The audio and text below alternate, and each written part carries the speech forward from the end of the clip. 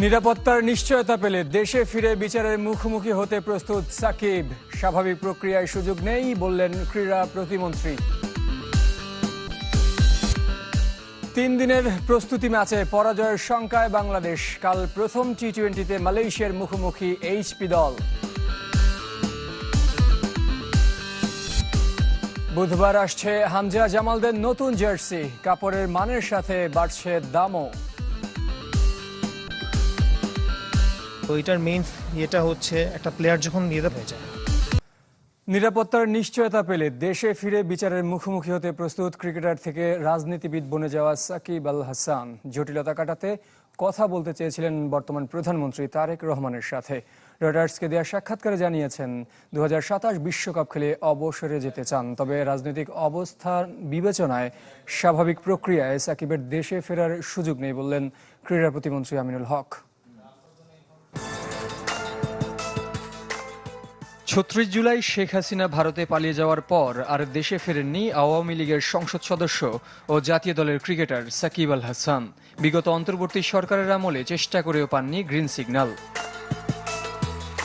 2 বছরের নির্বাসন কাটিয়ে অচিরেই জন্মভূমিতে ফিরতে চান সাকিব। আইনিভাবে মোকাবেলা করতে চান তার বিরুদ্ধে হত্যা ও শেয়ার বাজার কেলেঙ্কারির 2 মামলা। তবে শর্ত একটাই, নিশ্চয়তা চান নিরাপত্তার।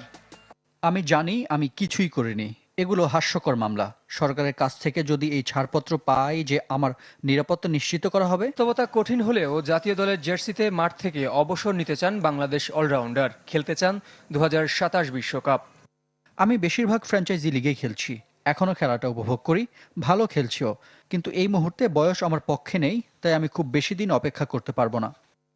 তবে বর্তমান ক্রীড়ামন্ত্রীর দাবি, রাজনৈতিক অবস্থানের কারণে স্বাভাবিক প্রক্রিয়ায় সাকিবের আর দেশে ফেরার সুযোগ নেই। যে স্বৈরাচারের স্টেজে উঠেছে তার তো আর দেশে আসার সুযোগ আছে বলে মনে হয় না। একজন খেলোয়াড় হিসেবে আমরা অনেক নমনীয় ছিলাম, এখন আর কোনো সুযোগ নেই।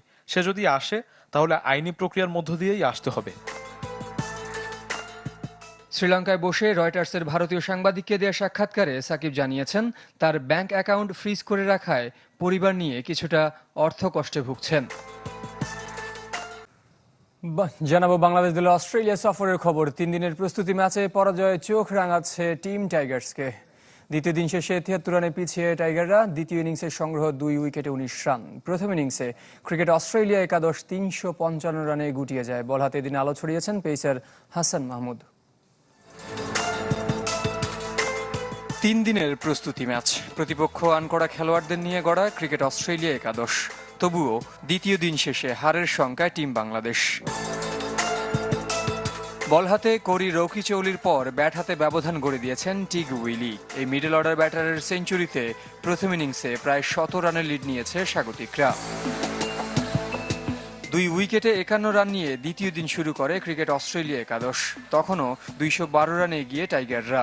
জশ ফিলিপকে 24 রানে ফিরিয়ে তৃতীয় উইকেটে 51 রানের জুটি ভাঙেন হাসান মাহমুদ। এরপর শুরু টিগ উইলির প্রতিরোধ। ক্রিজে সঙ্গী বদলালেও বদলাননি তিনি। পেস কিংবা স্পিন সমানতালে সামলেছেন সফরকারী বোলারদের। চতুর্থ উইকেটে জ্যাক ক্লেটনকে নিয়ে 73 আর ষষ্ঠ উইকেটে জ্যাক ডোরানকে নিয়ে গড়েন 167 রানের জুটি। ক্লেটনের 50 আক্ষেপ থাকলেও তা পূরণ করেন ডোরান, থামেন 76 রানে আর টিক তুলে নেন সেঞ্চুরি। শেষ ব্যাটার হিসেবে আউট হওয়ার আগে খেলেন 130 রানের দারুণ ইনিংস। ক্রিকেট অস্ট্রেলিয়ার লিড ঠেকাতে 7 বোলার ব্যবহার করেন নাজমুল হোসেন শান্ত। ইনজুরির কারণে এদিন বোলিং করতে পারেননি তাইজুল ইসলাম। তাইজুল ইসলামের গতকালকে ব্যাটিং করার সময় হাতে একটা বোলিং ফিঙ্গারে ব্যথা লাগছে, বল কন্টিনিউশন হয়েছে, তো তারপর থেকে আমরা ওইটাকে একটু ব্যান্ডেজ করে রাখছি, অফ রাখা হয়েছে। আজকে পুরো দিন রেস্টে রাখা হয়েছে, আগামীকালকে আবার অবজার্ভ করবো। প্রথম 2 সেশনে তেমন কিছু করতে না পারলেও শেষ বিকালে জ্বলে ওঠেন বাংলাদেশ বোলাররা। 49 রানে তুলে নেন স্বাগতিকদের শেষ 5 উইকেট। বল হাতে সবচেয়ে সফল হাসান মাহমুদ। দারুণ কাজে দিয়েছে তার কাউন্টিতে খেলার অভিজ্ঞতা। এদিন 3টি সহ ইনিংসে মোট 4 শিকার টাইগার পেসারের। 2টি করে উইকেট নিয়েছেন তাসকিন আহমেদ ও মেহেদী হাসান মিরাজ। চেষ্টা করি যে লাইন মেনটেন করে সুইং যাতে থাকে এবং নতুন বলে যদি আর্লি উইকেট পাই, সো ওই মেন্টালিটি নিয়েই বোলিং করি এবং চেষ্টা করেছি যে সেটা মেনটেন করার। 92 রানে পিছিয়ে থেকে দ্বিতীয় ইনিংসে ব্যাট করতে নামে বাংলাদেশ, কিন্তু 19 রানে সাদমান ইসলাম ও মুমিনুলের উইকেট হারিয়ে বিপাকে সফরকারীরা।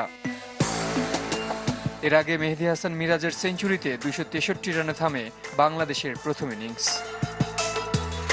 কাল প্রথম টি-20তে মালয়েশিয়ার মুখোমুখি হবে বাংলাদেশ হাই পারফরম্যান্স ইউনিট। মিরপুরের শেরেবাংলা ক্রিকেট স্টেডিয়ামে ম্যাচ শুরু হবে দুপুর 2টায়। সিরিজ শুরুর আগের দিন দুই দলই অনুশীলন করেছে। হোম অফ ক্রিকেটে প্রায় 3 ঘন্টা নিজেদের ঝালিয়ে নিয়েছেন সাব্বির রহমান, শামীম পাটোয়ারিরা। শক্তিমত্তায় এগিয়ে থাকলেও মালয়েশিয়াকে হালকাভাবে নিচ্ছে না বাংলাদেশ হাই পারফরম্যান্স দল। তবে জয়ের ব্যাপারে আশাবাদী স্বাগতিকরা। আইসিসির সহযোগী দেশটির কোচ ডেভ হোয়াটমোর, যিনি আগে বাংলাদেশেরও কোচ ছিলেন, তার হাত ধরে প্রথমবার টেস্ট জয়ের 7 পায় টাইগাররা। এই ম্যাচ দিয়ে মালয়েশিয়ার হয়ে নিজ জন্মভূমির বিপক্ষে অভিষেক হবে নাজমুস সাকিবের। খুলনায় জন্ম নেওয়া ক্রিকেটার জীবিকার তাগিদে দেশটিতে গেলেও ক্রিকেট চালিয়ে গেছেন। মালয়েশিয়া অধিনায়ক সৈয়দ আজিজ বাংলাদেশের একটি পরিবারের জামাতা।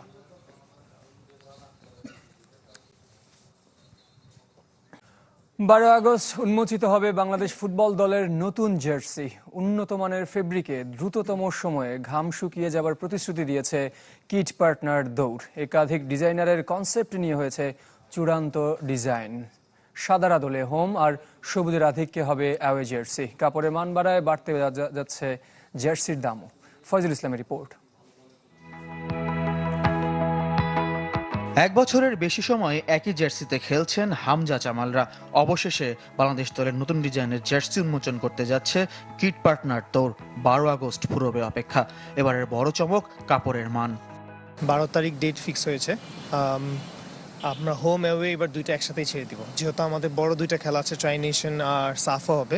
কটন কাপড় আপনি যদি ভিজায় রাখেন ওইটা ড্রাই হতে 1.5 থেকে 2 ঘন্টা লাগে নিজে, আর যে পলিস্টার কাপড় রাখেন ওটা 45 মিনিট লাগে, কিন্তু এইটা 8 মিনিটের মধ্যে ফুল ড্রাই হয়ে যাবে। একেবারে সাদা নয়, তবে সাদার আদলে হচ্ছে হোম জার্সি, আর অ্যাওয়েতে লালের পরিবর্তে এবার সবুজের আধিক্য। ফিফা এএফসির গাইডলাইন মানতে গিয়ে কন্টেস্ট থেকে পাওয়া একাধিক ডিজাইনারের কনসেপ্ট নিয়ে তৈরি হচ্ছে নতুন জার্সি।